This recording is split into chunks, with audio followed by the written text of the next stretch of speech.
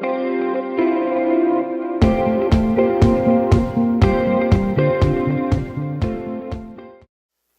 킹스 가스펠 9번째 시간입니다. 마태복음 강해 시리즈로 가고 있습니다. 믿음은 청각이다, 믿음은 청각이다 라는 제목으로 오늘 하나님 말씀 함께 나누고 싶습니다.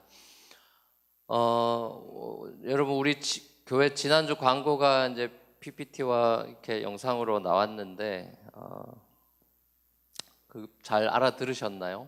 오늘도 사실은 영상으로 하기로 했는데 제가 까먹고 이렇게 올라왔는데 일부는 그냥 항상 올라오던 버릇이 돼가지고 올라왔는데 나중에 광고 영상 해주세요.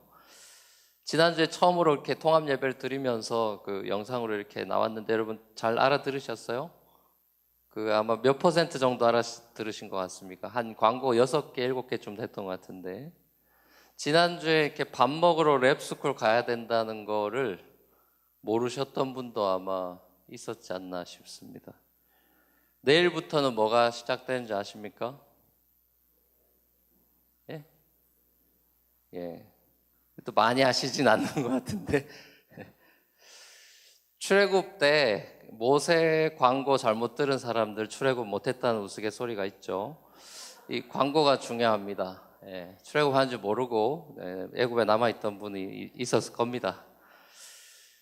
음향 전문가로 유명한 줄리안 트레저라는 분이 계신데 이분이 사람들이 소통을 할 때 60% 정도 이제 청각에 의존한다고 이야기를 합니다. 바디랭귀지도 있고 여러 가지가 있는데 사람들이 소통을 할 때 60% 정도가 청각을 의존한다. 그러니까 정작 들은 것의 25% 정도밖에 사람들이 받아들이지 못한다고 해요, 일반적으로. 그러니까 제가 30분 설교를 하면 여러분 제 설교 중에 7분 30초 정도 받아들이시는 거죠. 제가 여러분이 더 집중 잘 할 수 있게 만약에 배려를 해서 주일 설교를 만약 10분 설교로 줄인다면 여러분은 2분 30초 정도 받아들이시게 되는 겁니다. 물론 이건 이제 일반적인 통계이고 우리 뉴프론티어 교회 성도들은 30분 설교 중에 적어도 29분 50초 정도 받아들이신다고 믿으면 안 되겠죠. 복음서에 보면 결국 예수님의 이 안티 세력으로 등장하는 서기관과 바리새인 그룹이나 예수님을 따라다니는 제자들이나 예수님의 말씀을 제대로 잘 알아듣지 못하는 점에서는 그야말로 우리가 하는 말로 도찐개찐입니다. 비슷해요. 서기관 바리새인들만 못 알아듣는 게 아니라 예수님의 제자들도 예수님의 말씀의 의도를 잘 파악하지 못합니다. 2주 전에 저희가 무슨 설교했는지 그래서 기억나시는 분이 있나요? 지난주 설교도 기억이 안 나는데 2주 전 설교를 기억하시나요? 아무 생각이 없으시죠? 2주 전에 제가 내 영혼의 엑스레이라고 마태복음 13장에 나오는 첫 번째 천국 비유, 씨 뿌리는 비유를 살펴봤습니다. 예수님께서 이 비유를 말씀하시고 나서 그리고 그 비유를 해석해 주시면서 반복적으로 하셨던 말씀이 귀 있는 자는 들으라 였습니다. 천국 제자의 첫 번째 훈련 코스는 바로 듣기라는 것이죠. 마치 몇 년 전에 제가 중고등학교를 다닐 때만 해도 영어 테스트의 시작은 항상 이쁜 아가씨가 등장하면서 시작됐었습니다. Listen carefully 이러면서 영어 테스트 듣기 막 5개쯤 나왔던 것 같은데 나름 열심히 듣는데 들어도 듣지 못하는 백성이었죠.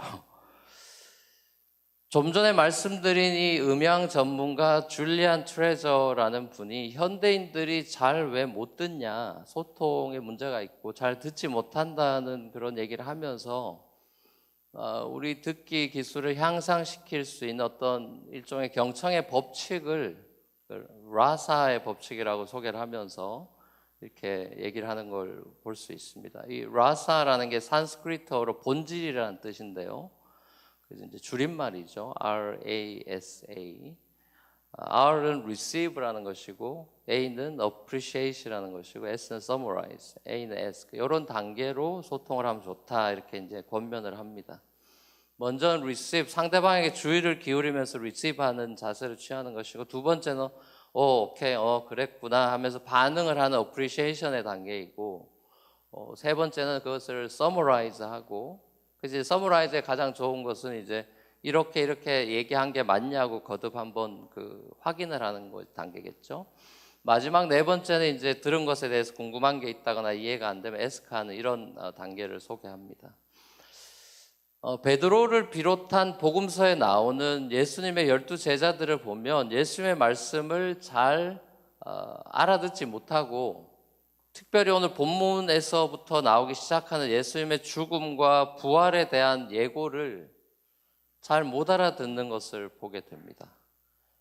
예수님께서 왜 그런 말씀을 하시는지 그 말 뜻이 뭔지 물었으면 참 좋았을 텐데 비유나 다른 궁금한 것들에 대해서는 서슴없이 질문을 아끼지 않았던 제자들이 유독 예수님께서 내가 이제 죽을 거고 3일 만에 다시 살아날 거야 라고 얘기할 때는 단 한 번도 복음서에 질문하는 장면이 나오지 않아요.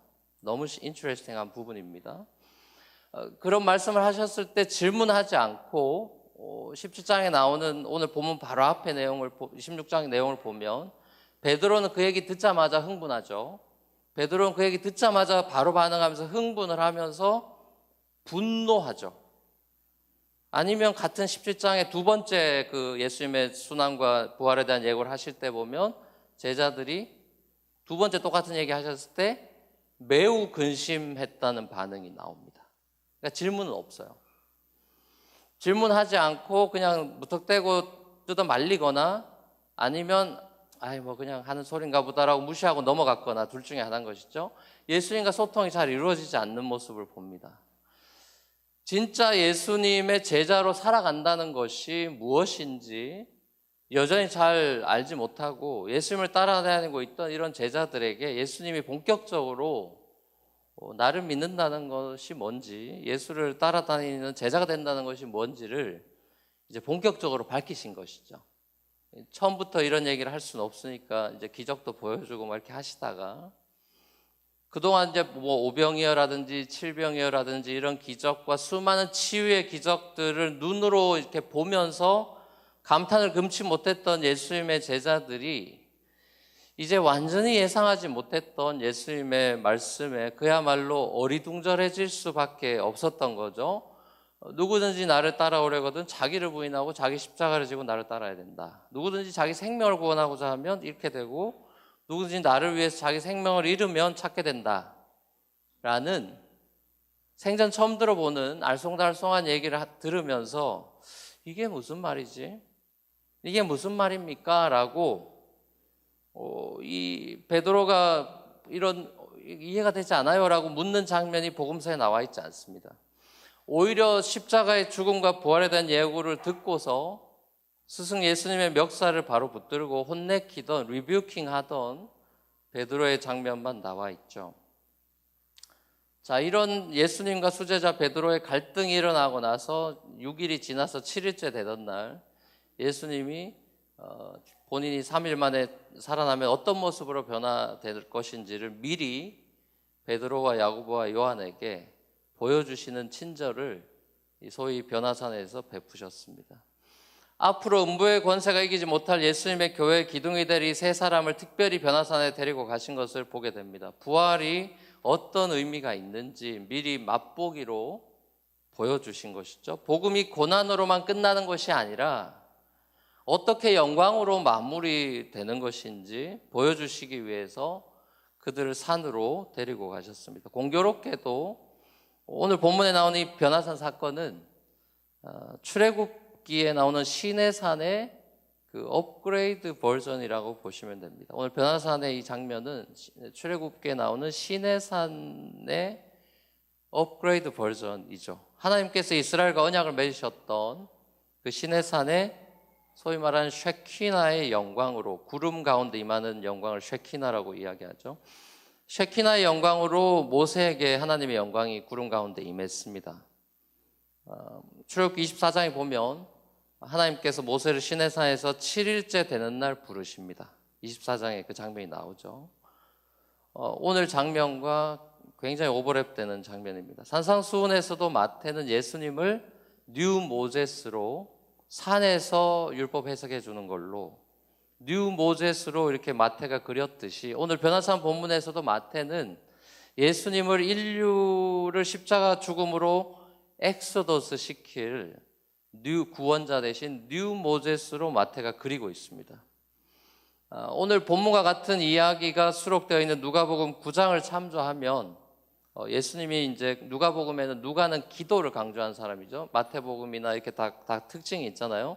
누가복음에 누가는 기도와 성령을 강조하는 의사인데 같은 장면이 누가복음 9장 변화산 장면을 보면 예수님이 기도하시다가 변화됐다고 이렇게 누가는 기록하고 있습니다. 기도하시다가 영광스러운 모습으로 예수님이 변화되셨고 제자들도 기도하라 그랬는데 제자들은 깊은 잠에 빠져 있었다고 그렇게 누가는 기록하고 있습니다. 재밌는 것은 예수님께서 모세와 엘리야와 함께 대화를 나누시는 장면인데요.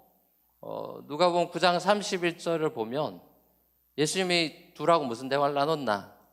그 대화 토픽이 나옵니다. 오늘 본문에 나와 있지 않지만 누가복음 9장 31절에는 이게 마태는 축약해서 쓰는 사람이니까 자세하게 다루지 않았지만 누가는 꼼꼼한 사람이라 다 적어놨는데 누가 9장 31절을 보시면 이렇게 기록이 되어 있어요. 대화 내용이 나와 있습니다. 같이 한번 읽어볼까요? 개역개정으로 시작. 영광 중에 나타나서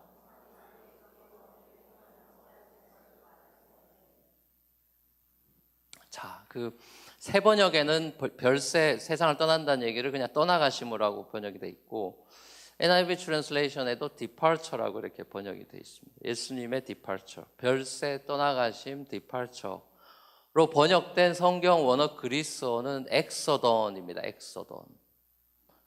엑소더스의 목적격 단어입니다. 엑소던.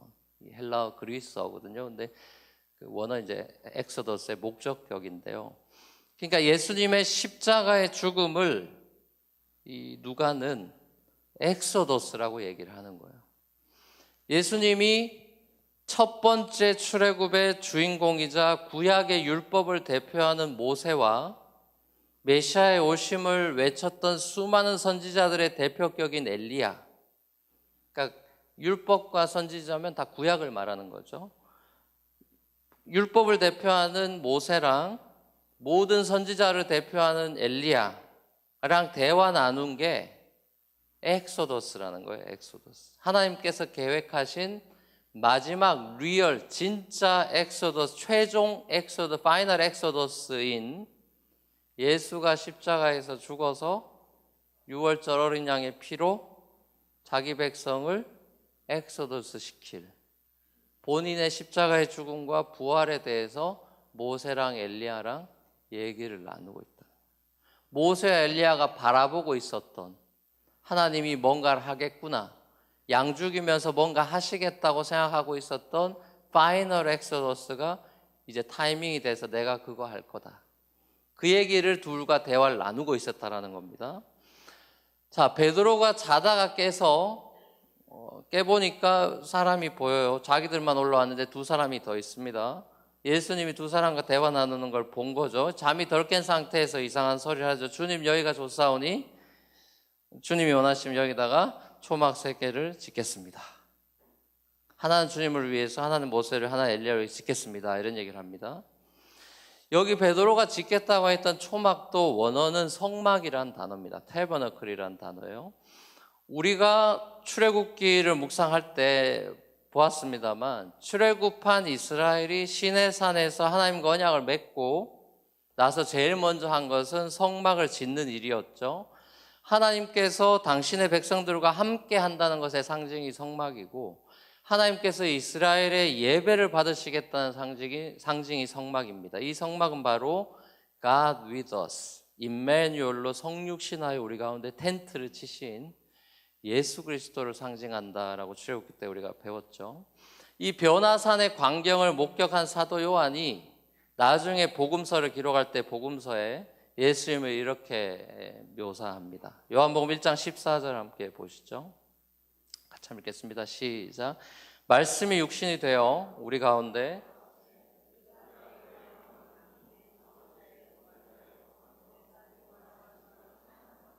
자, 여기 성육신에서 우리 얼마 전에 크리스마스를 보냈습니다만 성육신에서 크리스마스의 주인공으로 오신 예수님께서 우리 가운데 거하심에 요한복음 1장 14절에 거하심에라고 할 때 이 거한다라는 단어가 바로 성막을 치셨다. 태버네클이라는 단어가 쓰였어요.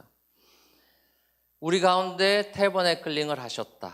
구약의 시내산에 모세에게 구름 가운데 임한 그 쉐키나의 영광이 예수님과 모세와 엘리야와 베드로 그리고 야고보 요한을 덮었습니다. 그리고 하늘로부터 음성이 들려 구름이 덮었죠.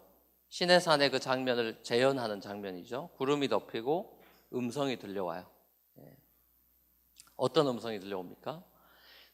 이는 내 사랑하는 아들이고 내 기뻐하는 자니 너희는 그의 말을 들어라. 자, 하나님의 이 음성이 마태복음 3장에 나오죠. 예수님이 세례 요한한테 세례 받을 때 똑같은 음성이 하늘로부터 들립니다. 그죠? 우리 그 묵상하신 분들은 알죠? 자, 오늘 본문의 5절에 나오는 이는 내 사랑하는 아들이요 내 기뻐하는 자니 너희는 그의 말을 들으라 이렇게 말씀하셨는데 처음에 공생을 시작하실 때 세례 받을 때 예수님이 마태복음 3장 16, 17절에 보면 성령이 비둘기같이 임하고 하늘에 소리가 있어 이는 내 사랑하는 아들이요 내 기뻐하는 자다. 동일한 말씀이 나옵니다. 그죠? 자, 사도 요한이 이 경험을 통해서 변화산상의 이 경험을 통해서 예수님의 영광이라는 것이 모세의 영광과는 비교할 수 없는 하나님 아버지의 외아들의 영광이라는 것을 깨닫고 아까 제 1장 14절에서 그렇게 영광을 고백한 거예요. 아버지의 독생자의 영광이고 은혜와 진리가 충만하신 분이다. 히브리서 기자도 비슷한 맥락에서 이렇게 고백합니다. 히브리서 1장 3절에 보면 이는 예수는 하나님의 영광의 광채시요 그 본체의 형상이시다. 그의 능력의 말씀으로 만물을 붙드시고 죄를 정결하게 하는 일을 하시고 높은 곳에 계신 지극히 크신 이의 우편에 앉으셨다. 자, 이거 보면 요한복음도 그렇고 히브리서도 그렇고 예수님에 대해서 하나님의 영광 그 자체다 이런 얘기를 하십니다. 자, 베드로는 하나님의 영광이 머무르는 성막을 구약처럼 다시 짓겠다라고 이렇게 황홀경에 빠져서 너무 환상을 보는 것 같아서 이렇게 내가 예수님을 위해서 모세를 위해서 엘리야를 위해서 성막을 짓겠다고 얘기를 했지만 그거 필요 없다는 거예요.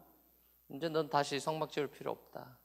왜냐하면 성막 자체가 왔기 때문에 성막의 원형이신 그리스도께서 이 땅에 직접 육신의 몸을 입고 태버네클링해서 오셨기 때문에 다시 초막 지을 필요 없다.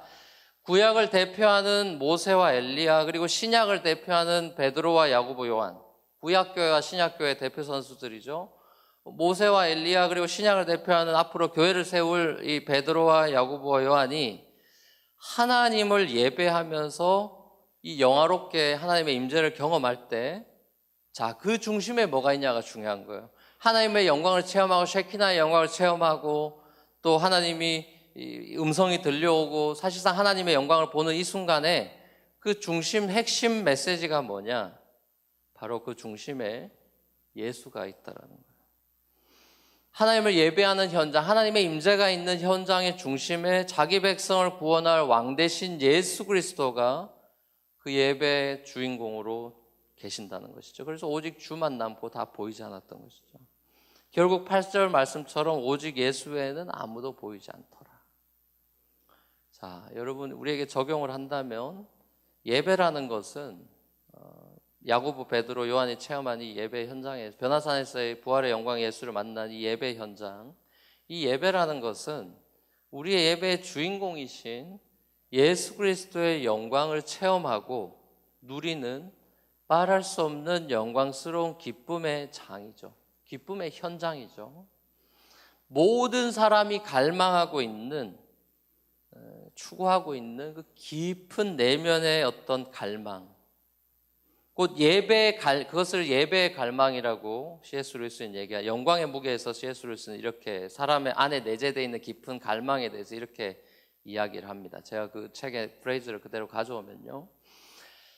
이 우주에서 나그네 취급을 받는 느낌, 인정받고 무시당하지 않고 자기와 현실 사이의 넓은 틈을 이으려는 욕구, 우리에게 이게 다 있죠. 우리가 디아스포라로 살면서 이 우주에서 이 세상에서 나그네 취급을 받는다는 느낌, 또 인정받고 무시당하지 않고 나와 현실 사이의 그 넓은 틈을 메꾸려고 하는 욕구, 이것이 우리의 안타까운 현실과 비밀 중에 하나이다. 바로 이 점에서 영광의 약속이 더없이 소중하다. 영광이라는 것이 하나님과의 좋은 관계, 하나님의 인정, 하나님의 반응, 하나님의 칭찬, 하나님의 진정한 환영을 의미하기 때문이다. 우리가 하나님의 영광이 뭐냐 이런 얘기를 많이 하잖아요. 근데 C.S. 루이스는 하나님의 영광에 대해서 하나님과의 좋은 관계, 하나님의 인정, 하나님의 우리를 향한 칭찬, 하나님의 반응, 하나님의 진정한 우리를 향한 true welcoming을 의미한다. 우리가 평생 두드려왔던 문이 마침내 열릴 것이다. 우리는 평생 향수병에 시달린다. 우주의 뭔가에서 세상에서부터 분리된 느낌을 안고 살아가며 이 뭔가와 다시 연합하기만을 갈망하고 있다. 우리는 평생 밖에서만 봐왔던 문 안쪽에 들어가기를 갈망하고 있다. 단순히 비현실적인 공상이 아니라 우리의 실질적인 상황을 가장 정확히 보여주는 지표이다. 지금 우리는 이 세상의 바깥에 있다. 문의 잘못된 쪽에 있다. 하지만 신약의 나뭇잎들은 우리가 언제까지 이 세상 바깥에 있는 상태로 머무르지 않을 것이라는 그 소문으로, 그 뉴스로 바스락거리고 있다. 언젠가 반드시 우리는 들어갈 것이다. 아주 멋진 문학적인 표현으로 이렇게 C.S. 루이스는 얘기를 하고 있는데요. 자, 우리는 뭔가 세상으로부터 분리된 느낌, 내가 세상과 연결되어 있지 않은 것 같은, 사람들로부터 인정받지 못하는 것 같고 내가 무시당하는 것 같고 하는 어떤 교회에서든 직장에서든 세상에서든 그 틈을 끊임없이 메꾸려고 살아가는 우리의 안타까운 현실. 자, 그것은 결국 영광을 차지하려니까 쉽게 풀이하자면 그 모든 욕구는 결국 우리가 뭔가 인정받고 싶고 뭔가 웰커밍 받고 싶은 더 없는 내재된 갈망이 있다라는 것인데, 평생 향수병에 시달리고 살아가는 어떤 모든 필그리미지를 살아가는 우리 특별히 디아스포라에겐 너무나 세팅이 비슷한 뭔가를 갈망을 가지고 살아가는데 완전하지 않다는 거예요. 뭔가 우리는 문 안에 들어가지 못한 상태에 있기 때문에, 세상 바깥에 있기 때문에 끊임없는 갈망이 있고, 그 갈망의 끝은 그 영광의 문을 따고 들어갔을 때, 그 영광스러운 주님과 하나가 되었을 때 우리는 이 갈증과 내면의 갈망이 해소가 된다는 이제 그런 의미를 담고 있는 것이죠.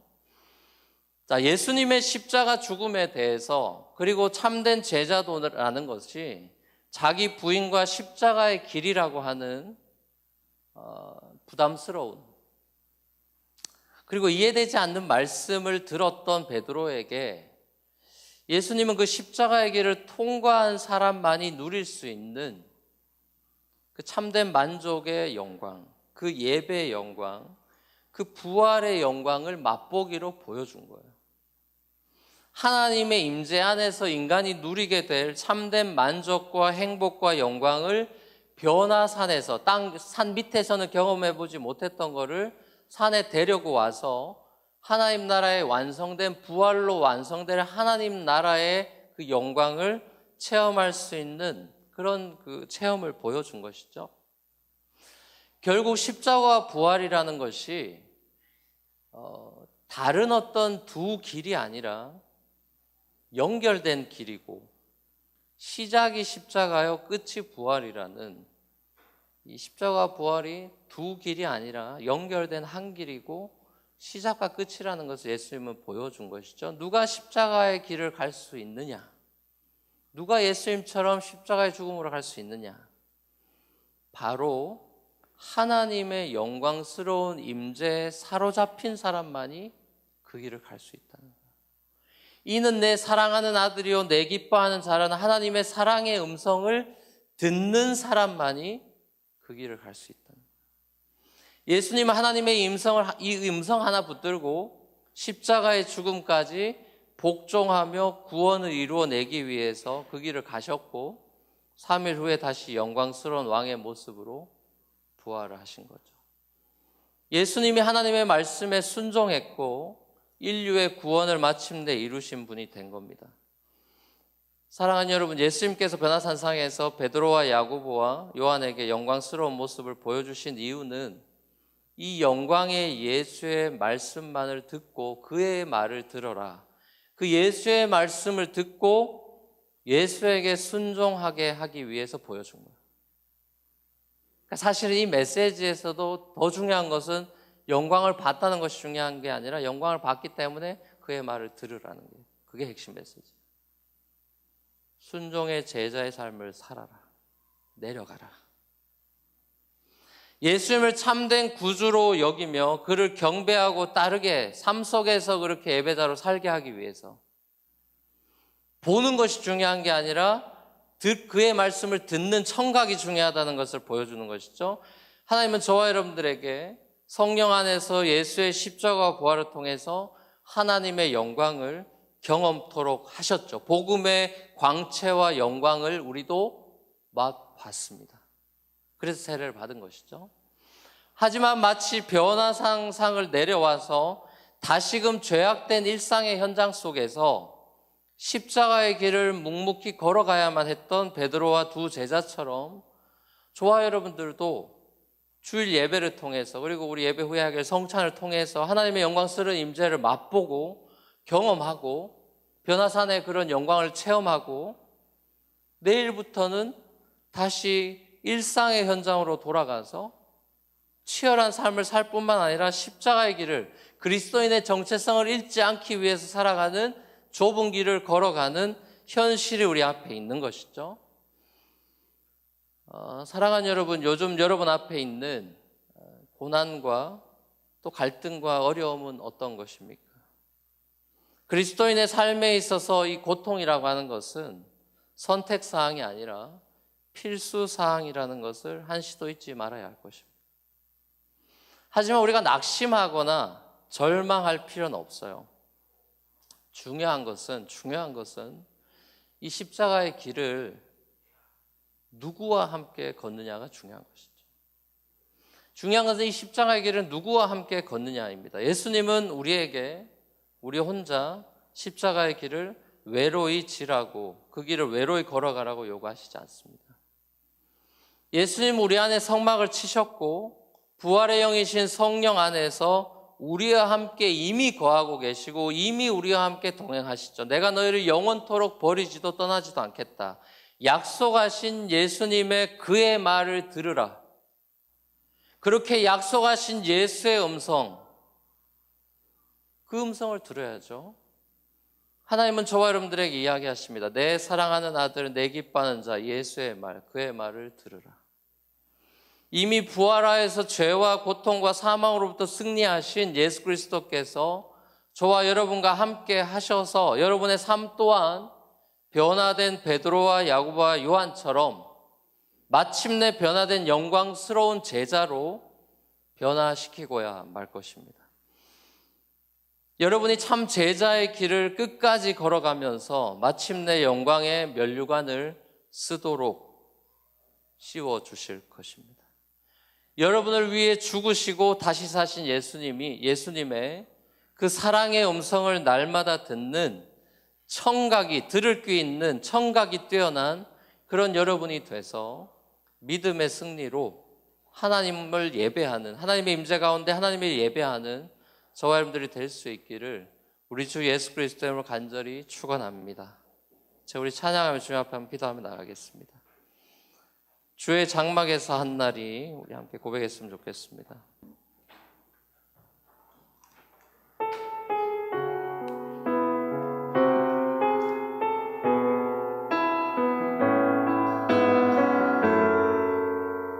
주의 사랑이 나를 완전케 함을 믿습니다. 고백하여 주의 장막에서 한 날이, 주의 장막에서 한 날이 궁정에서 첫날보다 솟사오니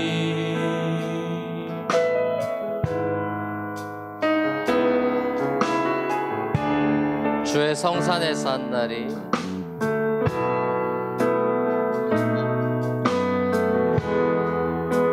주의 성산에서 한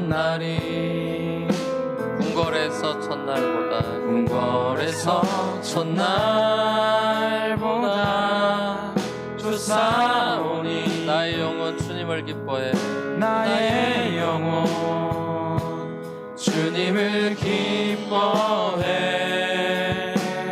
주의 사랑 날 완전케 하네 주의 사랑 날 완전케 하네 주의 사랑 주의 사랑 날 새롭게 하네 날 새롭게 하네 끝이 없는 끝이 없는 주의 사랑만이 주의 사랑만 내 영혼 자유케 하시네 내 영혼 자유케 하시네 주의 성산에서 한 날이 주의 성산에서 한 날이 궁궐에서 첫날보다 궁궐에서 첫날보다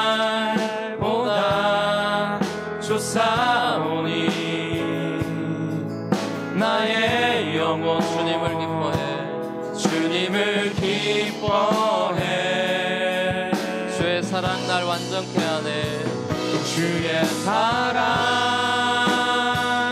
날 완전케 하네 주의 사랑 주의 사랑 날 새롭게 하네 날 새롭게 하네 끝이 없는 주의 사랑만이 내 영혼 자유케 하시네 주의 사랑 날 완전케 하네 주의 사랑 날 새롭게 하네 오 주님 나의 삶을 통해 주 영광 나타내소서 주의 날개 아래 거하는 것 주의 날개 아래 거하는 것 주의 임재 안에 거하는 것 나의 가장 큰 소망 가장 큰 소망 나의 가장 큰 은혜 주와 함께 동행하느니 주의 날개 아래 주의 날개 아래 거하는 것 주의 임재 안에 거하는 것 주의 임재 안에 거하는 것 나의 가장 큰 소망 나의 가장 큰 소망 나의 가장 큰 은혜 주와 함께 동행하느니 같이 우리 한번 기도하며 나가겠습니다. 말씀 기억하면서 한번 기도하며 나가겠습니다. 여러분은 변화되기 전에 베드로와 야고보와 요한의 모습입니까? 아니면 변화된 후에 진짜 제자로 변화된 그래서 십자가의 길을 선택하며 베드로 같은 경우는 십자가에 거꾸로 매달려서 죽기까지 예수의 길을 쫓아갔던 참 제자의 모습으로 살고 계십니까? 고난 앞에 무기력해지고 신앙을 다 잃어버리는 그런 삶입니까? 아니면 고난이 왔을 때 내가 예수의 십자가에 동참하고 있구나, 내가 예수의 사람이 맞구나 확인하며 영광의 왕이 나와 함께 하심을 믿고 그 임재 가운데 세상 속으로 들어가서 제자의 길을 살아가는 그런 변화된 삶을 살고 계십니까? 여러분의 예배 가운데 하나님의 영광과 임재를 체험하십니까? 예수 그리스도의 십자가 부활의 은혜를 나의 삶의 현실로 받아들이고 내가 예수와 함께 죽고 살아났다라는 새 사람됨에 대한 정체성을 붙들고 그 영광스러운 복음과 함께 날마다의 삶 속에서 고난도 이겨낼 수 있는 부활의 영이 나와 함께 하심을 믿고 살아가는 들을 귀 있는 청각이 뛰어난 믿음의 삶을 살고 계십니까? 주님 앞에 한번 기도하며 나갈 때, 우리 성찬을 앞두고 기도하며 나갈 때, 하나님, 제가 시각에 세상을 보는 것으로 살아가는 사람이 아니라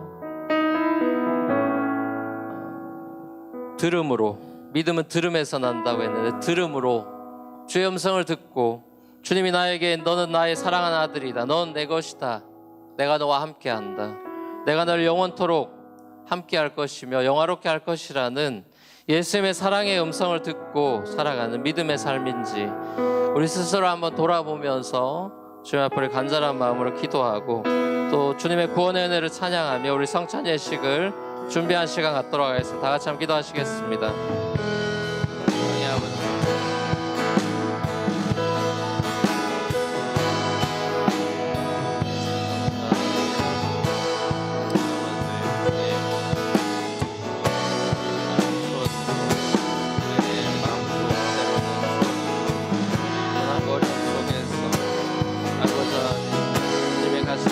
거부하고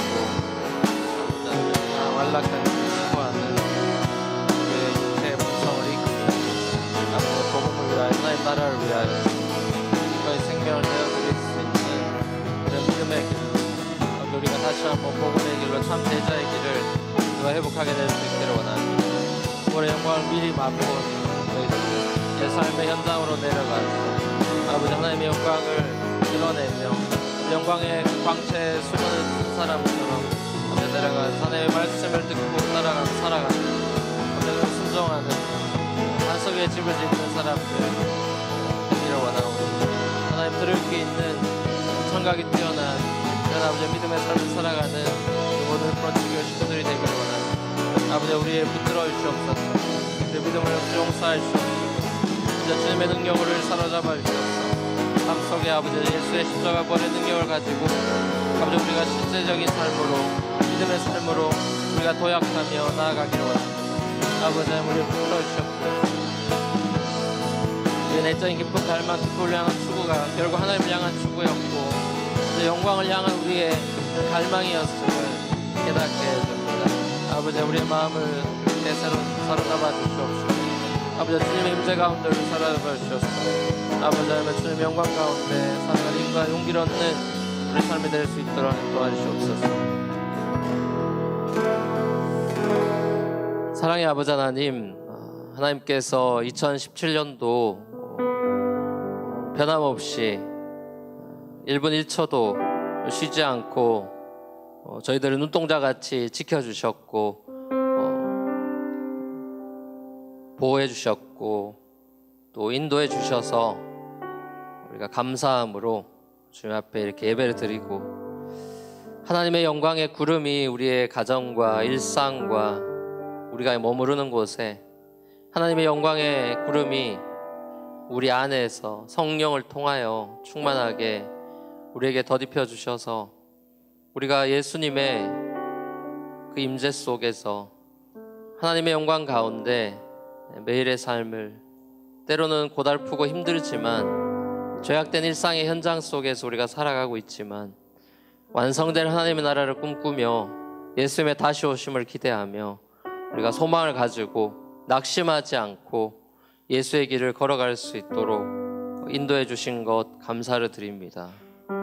이 시간 우리가 성찬 예식을 거행하면서 우리 앞서 우리의 구원을 위해서 그 길을 가셨던 예수님의 그 십자가의 은혜와 또 부활의 영광을 우리가 포르테이스트하며 미리 하늘나라에서 가지게 될 성찬 예식을 이 땅에서 미리 리허설하며 그 영광을 미리 맛보며 즐거워하는 그런 시간 되기를 원하오니 하나님 영원한 그 하늘의 기쁨을 이 시간 저희들에게 쏟아 부어주시고 연말에 우리의 감정이 세상에 보는 것들로 휘둘리지 않고 우리의 청각이 발달하여 주님의 음성을 듣고 우리의 마음에 참된 평안과 만족을 취하는 그런 행복한 마지막 날 그리고 새해를 맞이할 수 있도록 이 성찬 예식 가운데 주님의 영광으로 우리에게 임재하여 주시옵소서. 주님께 모두가 감사드리옵고 사랑이 많으신 예수님의 이름으로 기도합니다. 아멘.